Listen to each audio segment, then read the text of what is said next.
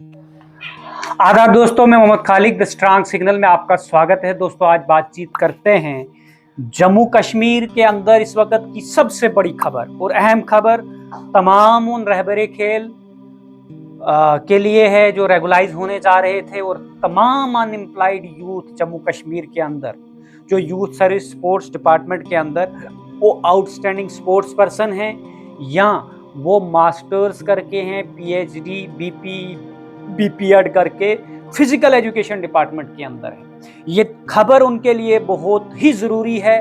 इसलिए ज़रूरी है कि जो रहबरे खेल पॉलिसी 2017 में बनी, 19 में रिक्रूटमेंट हुई और आज सतीश शर्मा ये कह रहे हैं कि मैं उनको रेगुलाइज करने जा रहा हूं और जितनी भी पोस्टें क्रिएटेड पोस्टें हैं उन क्रिएटेड पोस्टों को उनको दे रहा हूं और जो प्रमोशनें होने जा रही हैं उन प्रमोशनों में जितनी वैकेंसीज क्रिएट हो रही वो भी रहबरे खेल को देने जा रहा हूं। वहीं पे रहबरे खेल के अगेंस्ट कुछ बच्चे जिनका फ्यूचर स्पॉइल अगले आने वाले 10 साल में होना था, वो ऑनरेबल हाई कोर्ट का दरवाजा खटखटाते हैं। ना उनको सतीश शर्मा सुनता है और ना ही उनको कमिश्नर सेक्रेटरी शाहिद इकबाल चौधरी साहब सुनते हैं, ना ही डायरेक्टर सुनती है।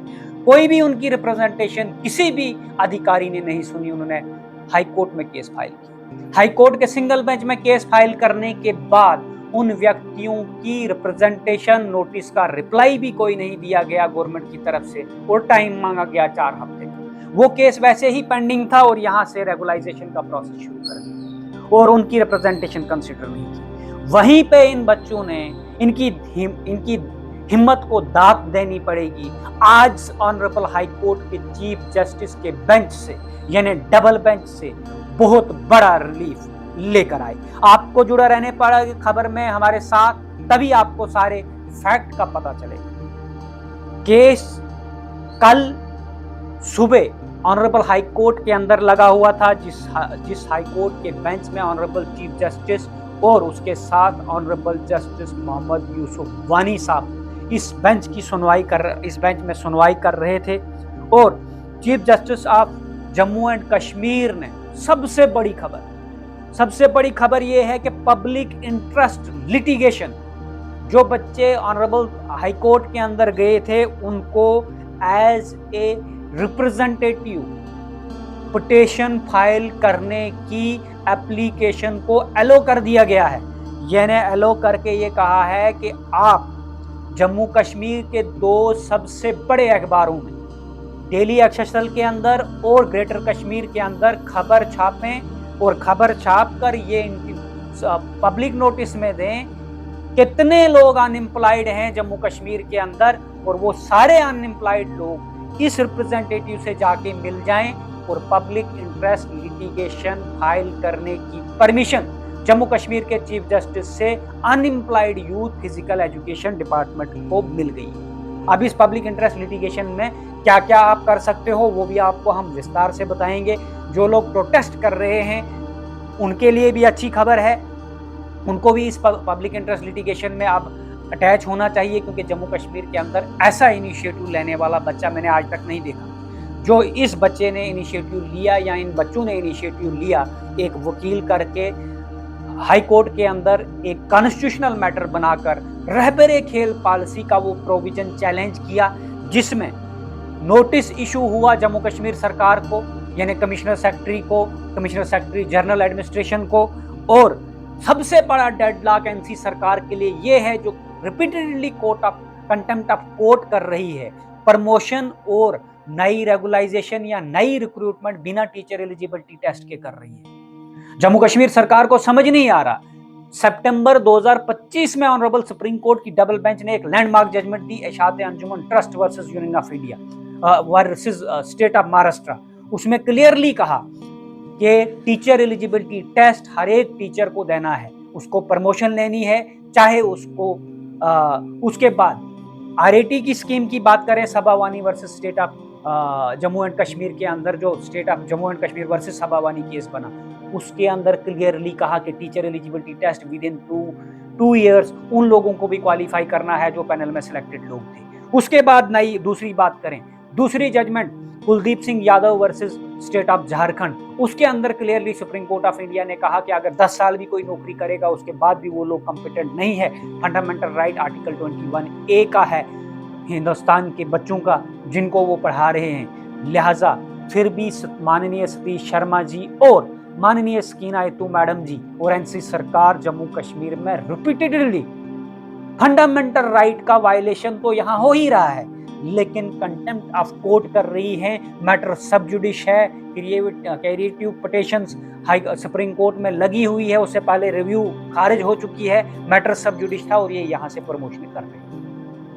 आप सतीश शर्मा की स्टेटमेंट पब्लिक डोमेन में ये आई, उन्होंने कहा कि मैं रहबरे खेल को रेगुलाइज करने जा रहा हूं, मैंने फाइल को अप्रूव कर दिया है। अब स्क्रीनिंग शुरू हो गई थी, बच्चों की टेंटेटिव लिस्टें आ गई थी, बहुत खुश हो गए थे रहबरे खेल के एम्प्लॉय कि अब हम डायरेक्टली परमानेंट होने जा रहे हैं।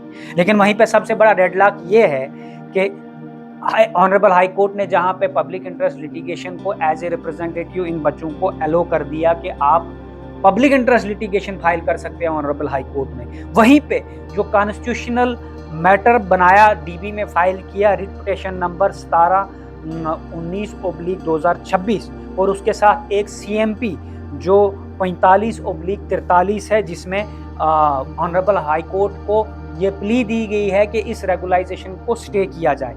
वहीं पे 4 हफ्ते का टाइम देते हुए ऑनरेबल हाई कोर्ट ने ये डायरेक्ट किया गवर्नमेंट को और इशू नोटिस किया कि नोटिस इशू करने रहबरी खेल पॉलिसी जो 141 एजुकेशन EDU YSS 2017 का ऑर्डर है, 27 अक्टूबर 2017 का ऑर्डर है, government administration 294 JK JDA 2020 dated 27 फरवरी 2020 प्रिलिमिनरी ग्राउंड ये हैं the same scheme well government order so and so given the effect and scheme रहबरी खेल have been deprived the unemployed education youth like the petitioner here of their rights to compete in a regular selection process for the post of the physical education teacher in the Department of Youth and Sports। अब clearly कहा high court ने कि ये affect कर रही है policy, ये youth का कहना है। आप इसका जवाब immediately within 4 week Jammu Kashmir high court के डबल बेंच में फाइल करें और 4 वीक के अंदर रहबरे खेल की पॉलिसी जो है वो ऑनरेबल हाई कोर्ट में चैलेंज हो चुकी है, अनएम्प्लॉयड यूथ ने की है। और उसके बाद जो इंटरिम रिलीफ इनका है वो इंटरिम रिलीफ जो है वो इंटरिम रिलीफ उसके बाद इनको मिलेगा। इंटरिम रिलीफ यानी जो इस प्रोसेस को है उसको स्टे करना है। जो पोस्टें क्रिएट हुई हैं या क्रिएट होनी हैं वो पोस्टें स्टे होंगी या नहीं होंगी, ये डिसाइड 4 वीक के बाद होगा जब ये गवर्नमेंट इनको जवाब देगी कोर्ट में। वहीं पे इस केस को दोबारा से 8/9/2026 को लिस्ट किया गया है। लेकिन अब बात यहाँ पे आके रुकती है कि इस केस में क्या होगा, उसमें हम आपको इन डिटेल एक खबर बताएंगे।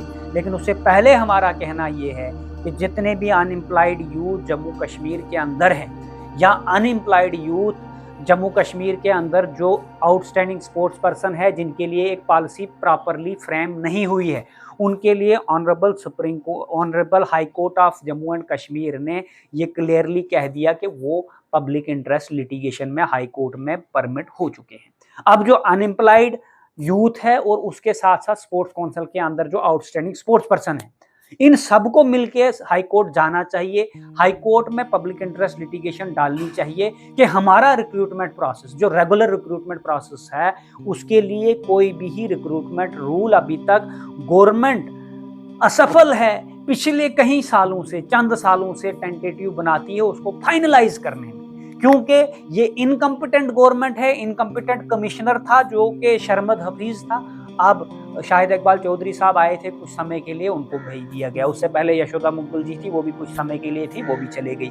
लेकिन अब जो भी कमिश्नर आएगा उसको पहले रिक्रूटमेंट रूल फ्रेम करने चाहिए, फाइनलाइज करने चाहिए फिजिकल एजुकेशन डिपार्टमेंट के अंदर। और जो बच्चे यूथ सर्विस एंड स्पोर्ट्स के अंदर SO 12 के तहत लगे हैं, जिस SO को अनकॉन्स्टिट्यूशनल डिक्लेयर करवाने के लिए इन बच्चों को भी हाई कोर्ट जाना चाहिए और हाई कोर्ट इस सब का निष्कर्ष एक साथ देगा और पब्लिक इंटरेस्ट लिटिगेशन में भी जाना चाहिए, क्योंकि हाई कोर्ट ही अब इसको डिसाइड करेगा। जो सुप्रीम कोर्ट की 3 जजमेंटें हैं उनके अकॉर्डिंग कितनी पोस्टें सैंक्शन है, कौन लोग एलिजिबल हैं, on the basis of merit recruitment कैसे होगी, मेरिट किसी का वायलेट नहीं होना चाहिए। फर्दर अपडेट के लिए आप जुड़े रहिए। अब ये हाई कोर्ट ही डिसाइड करेगा, डीवी ही डिसाइड करेगा, या तो सरकार को डिसाइड करके हाई कोर्ट में अपना एफिडेविट फाइल करना पड़ेगा। फर्दर अपडेट के लिए जुड़े रहिए। ज्यादा से ज्यादा इस वीडियो को शेयर कीजिए, ये तमाम उन unemployed youth physical education department के लोगों तक पहुंचे और कांटेक्ट करें वो सारे लोग उस रिप्रेजेंटेटिव से जो रिप्रेजेंटेटिव हाई कोर्ट में इस केस को कंटेस्ट कर रहा है। लिहाजा कंटेस्ट करने वाले से और जल्द से जल्द ये PIL फाइल हाई कोर्ट के अंदर हो जाए और इस PIL पे सुनवाई शुरू हो जाए। और जो ऑलरेडी केस जो पॉलिसी चैलेंज हुई है वो तो कंटिन्यूसली चलते रहेगा।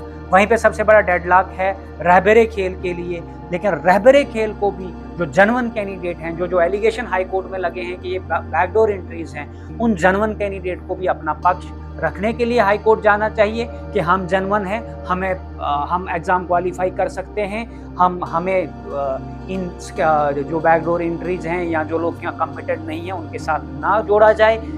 वो भी अपना इंसाफ मांग सके। उन्होंने 7 साल इस डिपार्टमेंट को दिए हुए हैं। जो जनवन लोग उन लोगों के साथ पिस रहे हैं जो कॉम्पिटेंट नहीं है, वो उस वक्त भी एग्ज़ाम क्वालिफाई कर सकते थे, इस वक्त भी कर सकते हैं। उन लोगों को भी अपना पक्ष लेके आगे जाना चाहिए। अदरवाइज उनके लिए ये हडल जो क्रिएट हो चुकी है वो इसमें पिस जाएंगे अगर वो भी अपना पक्ष ऑनरेबल हाई कोर्ट में रखने के लिए नहीं जाएंगे। वहीं पे ये सबसे बड़ी डेवलपमेंट है जम्मू कश्मीर के अंदर, जहाँ पे अनएम्प्लॉयड यूथ को कहीं से कुछ नहीं मिला। वहीं ऑनरेबल हाई कोर्ट ने जो आज रिलीफ दिया उनको कि एटलीस्ट उनको सुनने का मौका हाई कोर्ट ने दिया कि आप पब्लिक इंटरेस्ट लिटिगेशन लेकर आइए। आप ज़्यादा से ज़्यादा इस वीडियो को शेयर कीजिए। देखते रहिए मोहम्मद खालिक के साथ द स्ट्रांग सिग्नल। धन्यवाद।